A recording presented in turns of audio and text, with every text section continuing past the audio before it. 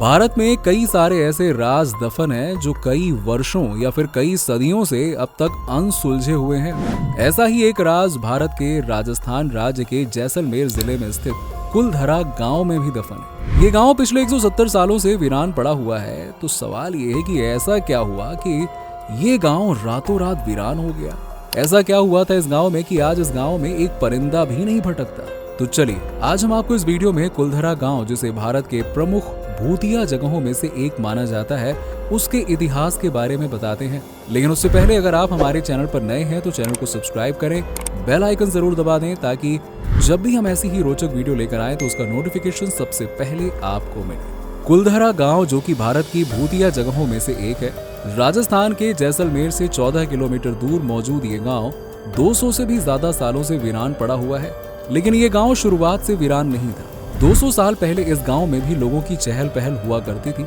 इस गांव में पालीवाल ब्राह्मण की बस्तियां हुआ करती थी और 1300 सालों में पालीवाल ब्राह्मण समाज ने सरस्वती नदी के किनारे इस गांव को बसाया था। लेकिन 1800 के दशक में इस गांव को मंत्री सलीम सिंह की इस कदर नजर लगी कि ये गांव रातों रात वीरान हो गया। उस समय मंत्री सलीम सिंह इस गांव के लोगों से टैक्स इकट्ठा किया करते थे। कहा जाता है कि एक बार सलीम सिंह को इस गांव के प्रधान की बेटी पसंद आ गई।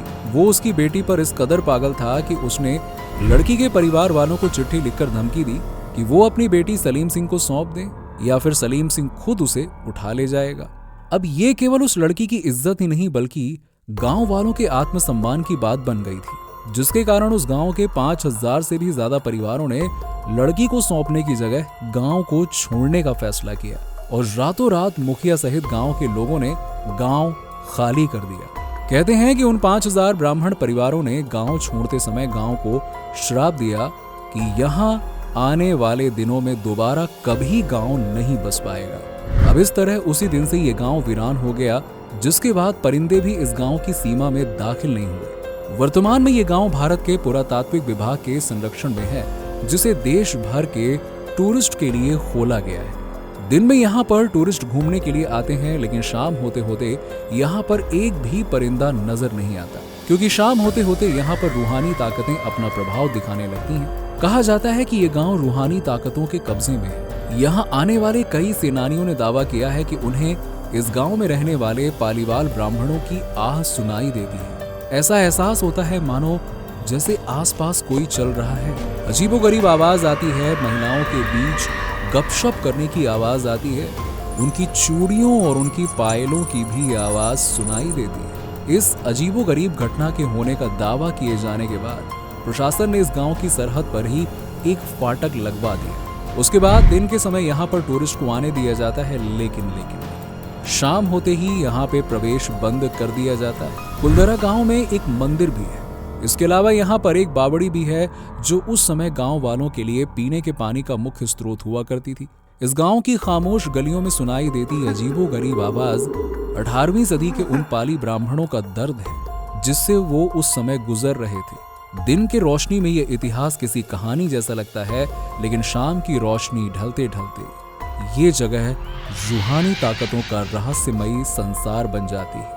कुछ लोगों का कहना है कि रात के समय यहाँ पर जो भी आया वो रहस्यमयी हादसे का शिकार हो गया। इस गांव में होने वाली अजीबोगरीब घटनाओं से पर्दा उठाने के लिए मई 2013 में दिल्ली से भूत प्रेत आत्माओं पर रिसर्च करने वाली पैरानॉर्मल समिति की टीम पहुंची। उन्होंने गांव में रात में समय बिताया। उन्होंने यहाँ पर कई तरह की रिसर्च की। उनका ड्रोन कैमरा आसमान में गाँव की तस्वीर ले रहा था, लेकिन जैसे ही कैमरा बावड़ी के ऊपर पहुंचा, अचानक से कैमरा हवा में गोता लगाते हुए जमीन पर आ गिरा। वहां शायद कोई ऐसी शक्ति थी जिसे वो कैमरा मंजूर नहीं था। पैरानॉर्मल समिति के उपाध्यक्ष ने बताया कि उनके पास एक डिवाइस है जिसे घोस्ट बॉक्स कहते हैं और उसके माध्यम से वो आत्माओं से सवाल पूछ सकते हैं। इससे लगता तो यही है कि कुछ एनर्जी है यहाँ पे जो नहीं चाहती है हम आके उन्हें डिस्टर्ब करें या फिर काम रुकावट डालें, क्योंकि यहाँ पे जो इलेक्ट्रोमैग्नेटिक फील्ड है इतनी ज्यादा नहीं है कि जो हमारे इलेक्ट्रिकल इक्विपमेंट से इंटरफेयर कर सके। उस डिवाइस से उन्होंने कुलधरा गांव में भी असामान्य गतिविधियों को नोटिस किया। उनका ये भी कहना था कि 4 मई 2013 को जो टीम कुलधरा गई थी, वापस आने पर उनकी गाड़ियों के कांच पर कुछ बच्चों के हाथ के निशान बने हुए थे।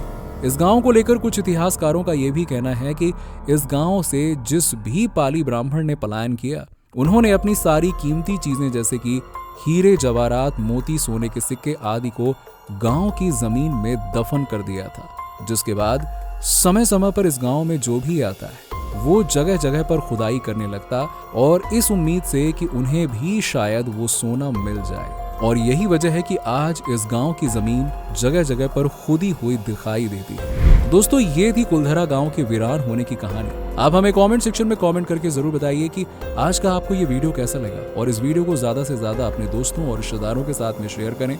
मिलते हैं आपसे नेक्स्ट वीडियो में, तब तक के लिए थैंक्स फॉर वॉचिंग।